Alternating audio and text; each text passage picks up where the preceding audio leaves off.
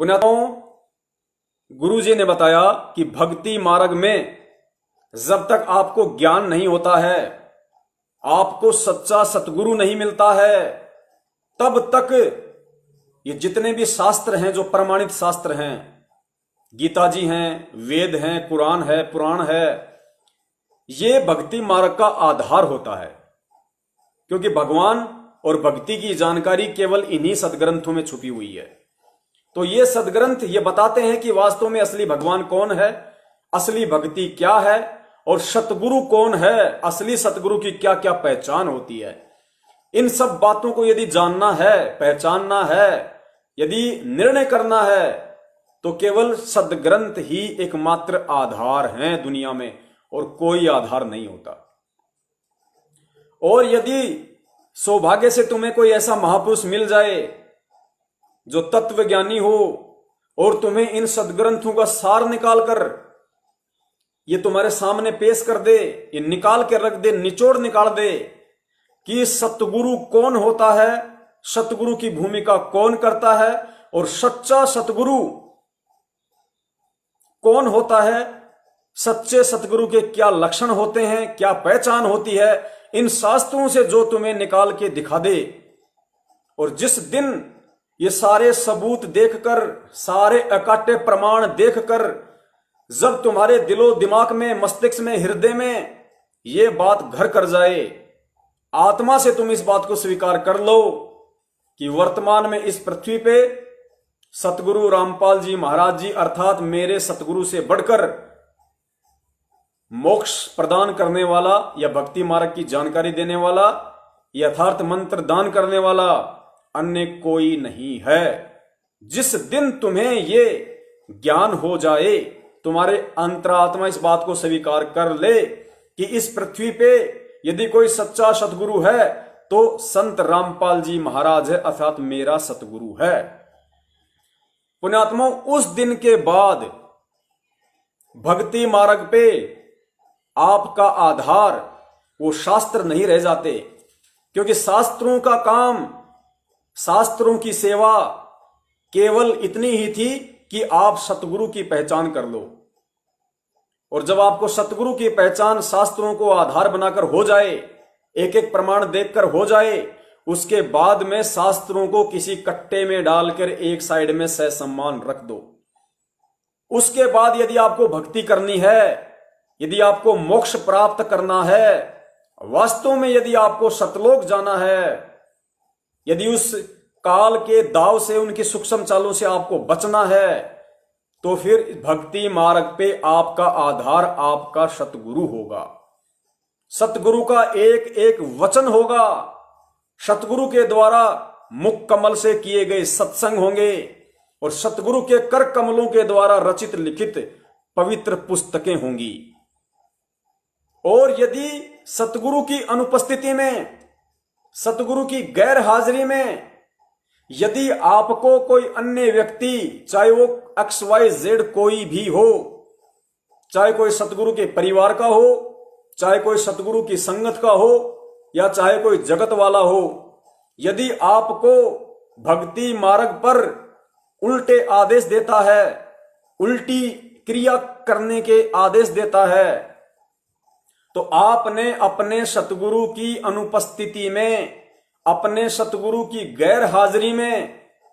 वो क्रिया सही है या गलत है, वो आदेश कितना सही है, कितना गलत है,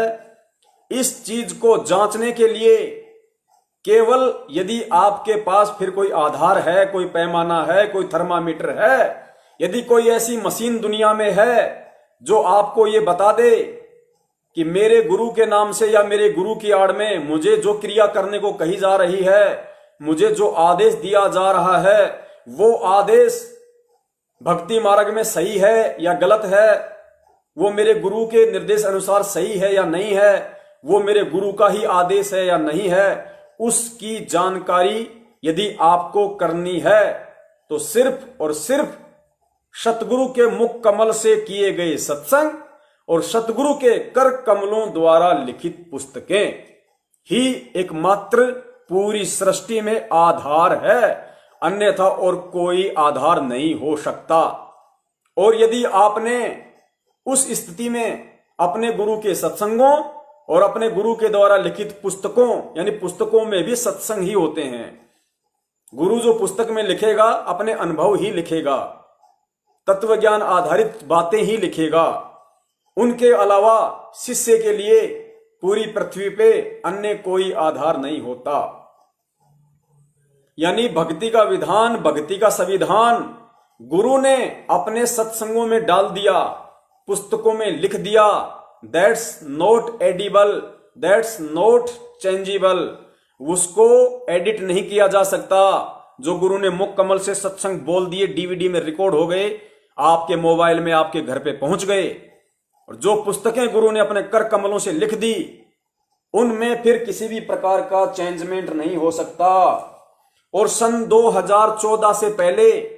जो पुस्तकें सतगुरु ने अपने कर कमलों से लिखी थी, पवित्र पुस्तक ज्ञान गंगा, आध्यात्मिक ज्ञान गंगा, गहरी नजर गीता में, भक्ति सौदागर को संदेश, यथार्थ कबीर पंथ का परिचय, 2-4 पुस्तकें और हैं। केवल वही पुस्तकें जो गुरुदेव ने सन 2014 बरवाला कांड से पहले अपने कर कमलों से लिखी है, और वही सत्संग जो सतगुरु रामपाल जी महाराज जी 2014 तक करके चले गए हैं। ये 2 चीजें ही वर्तमान में हमें आज उनके द्वारा ली जा रही परीक्षा से बचा सकती हैं। काल की सूक्ष्म चाल से हमें सावधान कर सकती हैं। अन्यथा बचने का दूसरा कोई उपाय नहीं। तो बताओ, सतलोक आश्रम मैनेजमेंट हरियाणा ने जब पीले पर्चे निकाल कर या व्हाट्सएप पे मैसेज डाल कर पूरी संगत को सतगुरु रामपाल जी महाराज जी के आदेश बताए कि गुरु जी का आदेश है, हमने हरियाणा में भूपेंद्र सिंह हुड्डा को जिताना है, अर्थात कांग्रेस सरकार को वोट डालने हैं। कौन सी पुस्तक में लिखा है, कौन से सन 1994 से लेकर 2014 तक के कौन से सत्संग में इस बात का जिक्र है कि भगत ने उस पार्टी को वोट देना है या उस पार्टी को वोट देना है, या भगत ने ये गंदी राजनीति का खेल भी खेलना है? पुण्यात्माओं, सतगुरु इसलिए ये आदेश नहीं देता क्योंकि सतगुरु हमसे भक्ति करवाने आया है, भक्ति रूपी फसल पैदा करवाने आया है। और ये जो राजनीति है, ये जो पक्षपात वाली, जो जातिगत आरक्षण, गुंडों की सीबीआई जांच, अन्य धरने प्रदर्शन रैलियां, ये जितने भी ये कुक्रम हैं, ये भक्ति मार्ग में उस फसल को बर्बाद करने के लिए कीड़े हैं, कीड़े। जो भगत भक्ति रूपी फसल भी पैदा कर रहा है और साथ में कीड़े भी साथ में लेके चल रहा है, वो कभी भी अपनी फसल को परिपक्व होता हुआ नहीं देख सकता।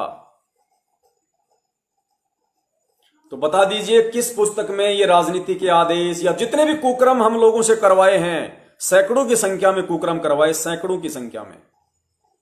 या किसी भी पुस्तक में बता दीजिए कि गुरु ने कहा हो कि भगत भगत को दान दे सकता है, भगत भगत के यहां ज्योति पाठ करवा सकता है, भगत भगत को ज्योति का पैसा दे सकता है, भगत भगत को पाठ का पैसा दे सकता है, भगत भगत को दान दे सकता है। बता दीजिए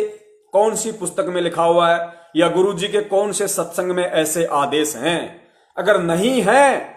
और यदि आपने वो आदेश मान लिए उन व्यक्तियों के कहने पे, तो आप उसी दिन से अपने सतगुरु की मर्यादाओं से दूर हो चुके हैं। ये भक्ति मार्ग का विधान है, संविधान है। समझने वाले समझ गए हैं, ना समझे वो अनाड़ी है।